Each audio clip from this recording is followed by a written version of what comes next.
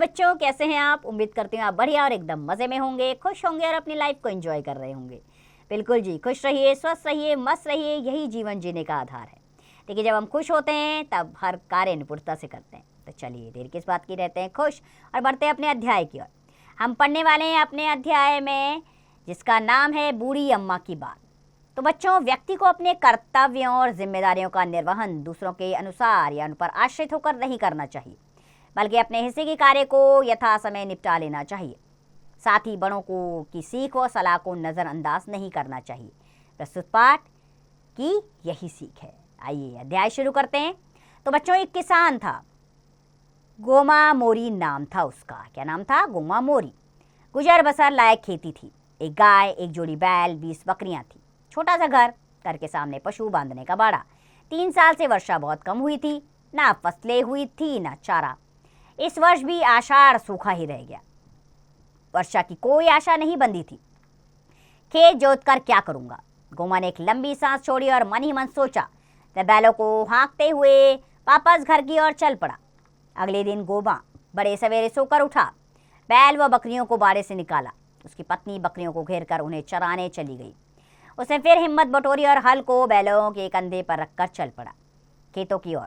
रास्ते में उसे कई किसानों ने टोक कर कहा कि गोमा, खेत जोतने से क्या होगा? वर्षा के तो कुछ भी आसार नहीं दिख रहे। गोमा ने सबकी बात सुनी। कई बार उसका मन डावाडोल भी हुआ, फिर भी उसने हिम्मत रखी और कुछ सोचकर खेत पर पहुंच गया। उसने आकाश की ओर देखा। सूरज आग के गोले की तरह जल रहा था। उसने धरती को भी निहारा। खेतों में गहरी और चौड़ी दरारें पड़ गई थी। वह बैलों को देखकर उनकी दशा से भी चिंतित था। भूख प्यास सहन करते करते वह बहुत दुबले हो गए थे। वह थोड़ा निराश भी हुआ। उसे बैलों की दशा पर दया आई। उसने फिर एक लंबी सांस छोड़ी और खेत की मेड़ पर एक वृक्ष के नीचे बैठकर सोचने लगा, क्या करे वह? खेत जोते या उसे यूं ही पड़ा रहने दे? वह सोचता रहा। थोड़ी देर बाद वह उठा और दुखी मन से बैलों को हाँक कर घर की राह पकड़ ली। उसने निर्णय कर लिया कि वह तब तक खेत नहीं जोतेगा जब तक कि वर्षा नहीं हो जाती। धूप काफी तेज थी। दूसरे दिन वह और भी निराश हो गया। उसके पैर ना आगे बढ़ते थे और ना ही पीछे जाने की उनमें हिम्मत थी। रास्ते में एक पेड़ के नीचे उसने बैलों को रोका और वहीं नीचे जमीन पर बैठ गया। तभी वहां पर एक बूढ़ी अम्मा आ गई। वह भी उसी पेड़ के नीचे बैठ गई। गोमा ने पूछा, अरे ओ बूढ़ी अम्मा, कहाँ से आ रही हो इतनी तेज धूप में? तुम्हें किधर जाना है?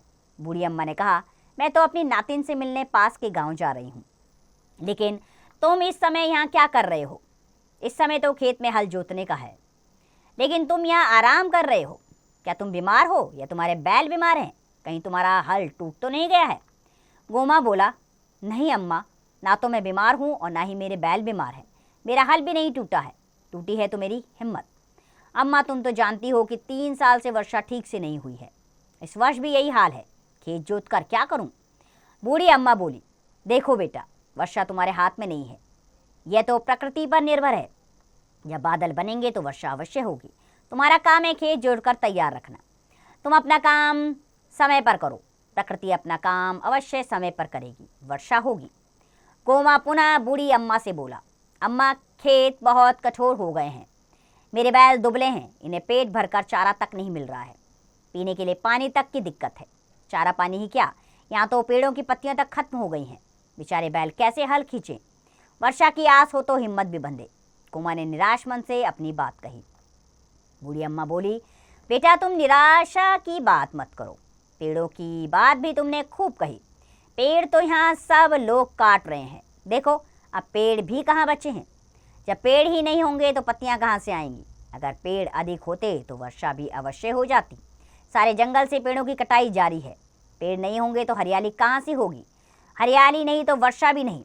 लेकिन जो हुआ सो हुआ। अब तो तुम लोग पेड़ों पर ध्यान दो। तुम निराश मत हो। खेतों में हल चलाओ, उन्हें हाँक जोत कर बोने के लिए तैयार करो। इस मौसम में कभी न कभी तो वर्षा अवश्य होगी। बूढ़ी अम्मा ने मुस्कुराकर गोमा की हिम्मत बढ़ाई। वह उठी और लकड़ी टेकती हुई अपने राह चल दी। वैसे तो गोमा मन से निराश था, मगर बूढ़ी अम्मा की बातों से उसको थोड़ी आशा बंधी। अगले दिन उसने पूरे उत्साह से अपना खेत जोतना शुरू कर दिया। उसने लगातार 4 दिन तक हल चलाया। खेत खूब अच्छी तरह तैयार हो गया। गोमा अपना काम पूरा करके बहुत प्रसन्न था। अब वह बैलों को हाँकते हुए घर की ओर चल पड़ा। पूरी राह वह गुनगुनाता रहा। उस रात उसे नींद भी अच्छी तरह आई। 4 दिन की कड़ी मेहनत के बाद वह निढाल होकर सोया। सवेरे जब वह सोकर उठा तो गाय रंभा रही थी, बकरियां मिमिया रही थी। सवेरे सवेरे अपने पशुओं की आवाज़ें सुनने के लिए उसके कान तरस गए थे। वह पुलक कर उठा। उसकी पत्नी ने आंगन से आवाज़ लगाई, अजी सुनते हो, बाहर तो आओ, वर्षा होने वाली है। गोमा झटपट बाहर आया। उसे देखा मौसम बहुत सुहाना हो गया है, आसमान में बादल घुमड़ आए हैं। उसने बादलों को जी भर कर निहारा। उसे लगा मानो बादलों से बूढ़ी अम्मा की मुस्कुराती हुई आकृति उभर आई हो। उसे बूढ़ी अम्मा की बात रह रह कर याद आ रही थी।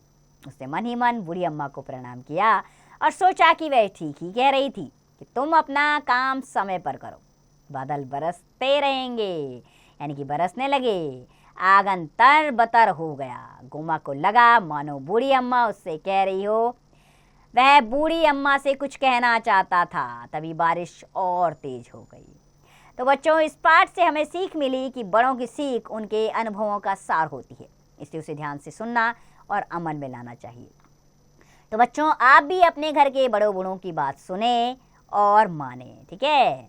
तो हमें अपने सभी काम समय पर करने चाहिए और समय पर करने के लिए तत्परता का होना ज़रूरी है। दूसरा का मुंह हमें नहीं ताकना चाहिए अपने कामों के लिए, ठीक है। तो आप भी अपने काम समय पे कीजिएगा। चलिए अभ्यास कार्य पर चलते हैं। पहला प्रश्न मौखिक प्रश्न है, गोमा सुबह उठकर क्या करता? गोमा सुबह उठकर खेत की ओर चल देता था। बाकी के प्रश्न आप स्वयं करेंगे। अगला प्रश्न है बच्चों, इसमें सही विकल्प चुनना है। वाक्य है, गोमा के पास कितनी बकरियां थी? तो दूसरा विकल्प सी है, 20 बकरियां थी। इसी प्रकार बाकी के विकल्प स्वयं ढूंढिए। तीसरा प्रश्न है, रिक्त स्थान भरना है।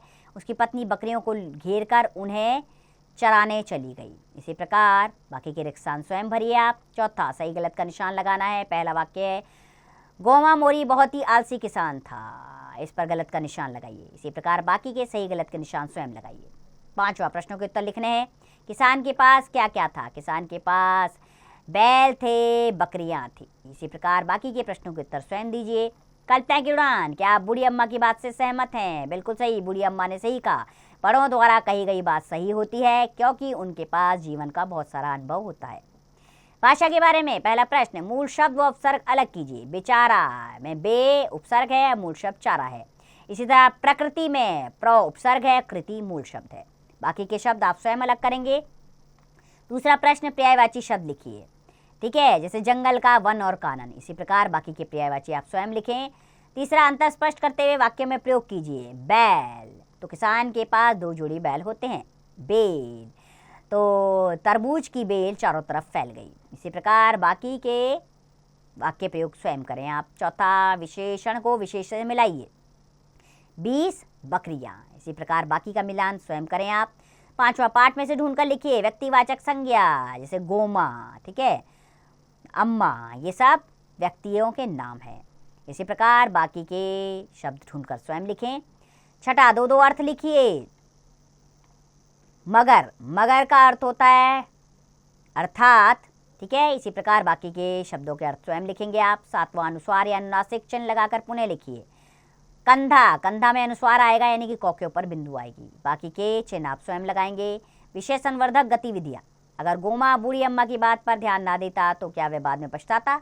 यदि हाँ तो क्यों? लिखिए। बिल्कुल बाद में वो पछताता, क्योंकि बारिश के समय उसको खेत जोतने का मौका नहीं मिलता और बारिश का आना उसके लिए लाभकारी सिद्ध नहीं होता। एक लोककथा में खेती संबंधित अनेक शब्द आए हैं, उनकी सूची बनाइए, फिर उन्हें वर्णमाला के क्रम में लिखिए। तो ये कार्य आप स्वयं करेंगे।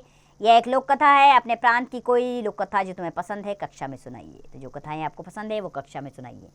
तो बच्चों, हमें अपने बड़ों की बात को मानना चाहिए। उनके पास ढेर सारा अनुभव होता है।